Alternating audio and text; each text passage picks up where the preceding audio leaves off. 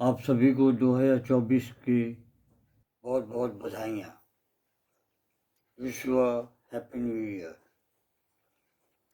ये हमारा एक सीरीज़ है जो कि स्किन डिजीज के ऊपर में चल रहा है। अब आगे का जो है वो इस प्रकार है। अगर त्वचा पर लाल छाले पड़ जाएं तो रेस्ट्रक्स जो है वो बहुत ही लाभप्रद होता है। यदि त्वचा में दुखन हो और धोने या पानी लगने से दर्द बढ़ जाता है तो क्लेमिटिस बहुत ही अच्छी औषधि है। रिसने वाले दाने पर होने पर भी क्लेमिटिस का प्रयोग अधिक प्रभावशाली होता है। अब आगे की दवाई जो है वो इस प्रकार है, जैसे ग्रेफाइटिस त्वचा के रोग के लिए एक बहुत ही लाभकारी दवा है। जैसे चमड़ी का फटना या एक्जिमा या सड़न हो जाना, जिससे रसदार रस निकलता है। पलकों में एक्जिमा होती है, पलक लाल हो जाता है और उनके किनारे मछली की चाइयों की तरह से पदार्थ या पपड़ी जमना शुरू हो जाता है। बहुत ज़्यादा रतिक क्रिया या शुक्र क्षय की वजह से जननेंद्रियों की कमजोरी, माथे पर कहीं भी गोलाकार सीमाबद्ध स्थान में जलन, शरीर का चमड़ा दिखने में गंदा रोगी जैसा, प्रत्येक चोट वाली जगह पक जाना और पीप हो जाना, पुराने घाव चिन्ह फिर से पकने लगना, हाथ पैर की उंगलियों या नाखूनों में विकृति, नाखून का सिकुड़ जाना, उनमें घाव हो जाना, नाखून मोटे और कड़े हो जाना। ऐसे में ग्रेफाइटिस जो है बहुत ही लाभदायक सिद्ध होती है। स्तन के फोड़ों में भी ये बहुत ही कारगर सिद्ध होती है।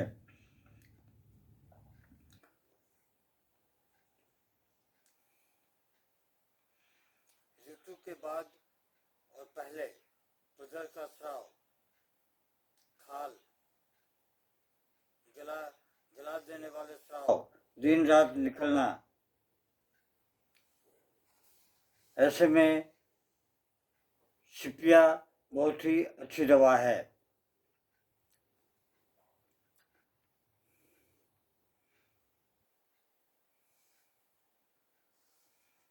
चर्म रोग में शरीर के प्राय सभी स्थानों और खासकर सिर, मुंह, कान के पीछे भाग में, कान के ऊपर, पलकों और जननेंद्रियों में फुंसियों जैसा या फटे घाव के समान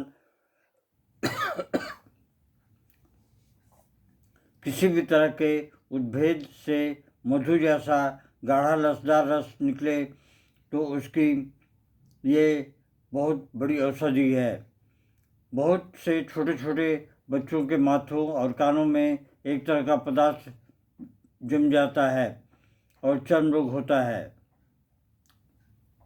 उसमें ग्रेफाइटिस बहुत ही लाभदायक सिद्ध होती है। लक्षण भेद के अनुसार और कई दवाओं की जरूरत पड़ती है। एक्जिमा के ऊपर मछली के चोटे जैसा पदार्थ ढका रहने पर कान में एक्जिमा होकर क्रमशः उसका रस लगकर सारे सिर में चर्म रोग हो जाने पर ग्रेफाइटिस बहुत ही लाभदायक सिद्ध होती है। इसके अलावा अब आगे की तरफ में हम बढ़ते हैं, जैसे कि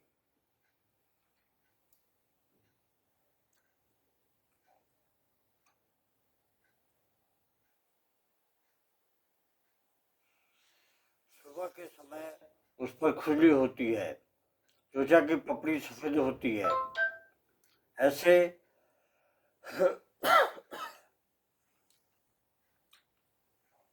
एक्जिमा को दूर करने के लिए कैलकेरिया काप बहुत ही लाभदायक सिद्ध होती है। सल्फर त्वचा पर उत्पन्न होने वाले कितनी भी तेज खुजली हो, सल्फर उसे दूर करती है। सल्फर में खुरंड जम जाता है, सिर पर खुश्की, गर्मी व तेज खुजली होती है जो रात को बढ़ जाती है।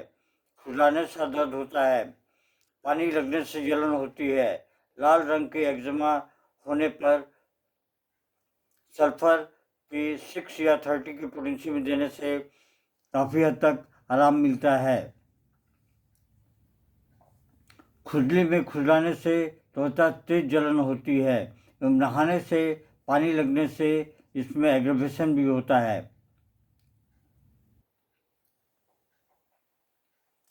त्वचा के अंदर की खुजली एवं गिट्टे के जोड़ों की खुजली में सेलेनियम औषधि देना बहुत ही हितकारी होता है। एक्जिमा के दानों यदि किसी बाल वाले अंग पर हुआ हो तो वहाँ के बाल झड़ने लगते हैं। ऐसे एक्जिमा को ठीक करने के लिए सेलेनियम बहुत ही लाभदायक सिद्ध होती है। अगली दवा जो है वो हमारी है एंटीमकोड। त्वचा पर मोटे मोटे दाने हो जाते हैं, नाखून न बढ़ते हों, बच्चों के सिर पर शहद के रंग का खुरंड हो, तो ऐसे लक्षणों में एंटीमकोड औषधि की 6 या 30 की पोटेंसी में बहुत ही लाभकारी सिद्ध होती है। यदि कोई रोगी चेचक रोग से पीड़ित है और चेचक समाप्त होने के बाद उसके दानों के दाग पड़ जाते हों तो उससे एंटीटार्ट औषधि का प्रयोग करना चाहिए। इसे कम से कम 2 से 3 महीने तक प्रयोग करना चाहिए। इससे चेचक के दाग भी खत्म हो जाते हैं।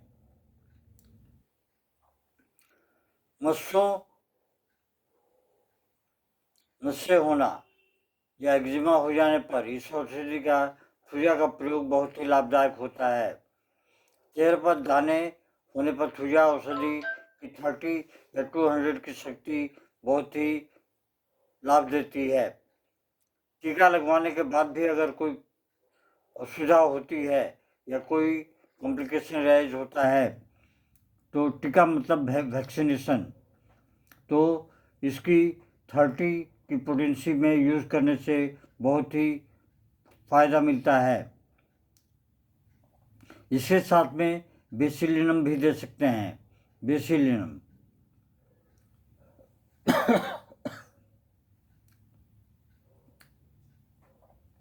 बेसिलिनम औषधि की 200 की पोटेंसी में बहुत ही लाभ देती है।